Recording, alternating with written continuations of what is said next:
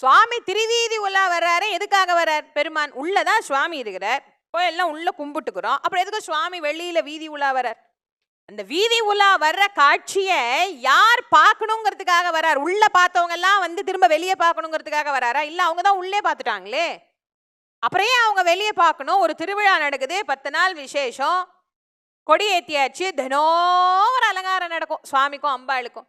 சில வீட்டில் குழந்தை பிறந்திருக்கும், சில வீட்டில் யாராவது இறந்துருப்பாங்க, சில வீட்டில் சில பேருக்கு சில நியதிகள் இருக்கும். இத்தனை நாள் தான் கழிச்சு தான் கோவிலுக்கு போகணும்.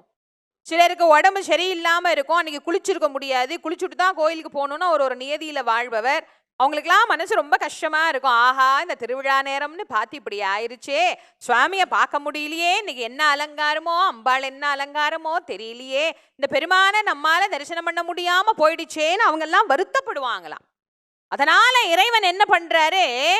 உள்ள வந்து என்னை சேவிக்க முடியாத உங்களுக்காக வெளியே வந்து காட்சி தருகிறேன்னு சுவாமி எழுந்து வந்து அருள் புரிவதனாலே அந்த தெய்வத்துக்கு பெயர் எழுந்து அருளல் தெய்வம்னு தமிழ்ல பெயர். உற்சவமூர்த்தின்னு நாம சொல்றோம் பாருங்க, அவருக்கு தமிழ்ல பெயர் எழுந்து அருளல் தெய்வம்.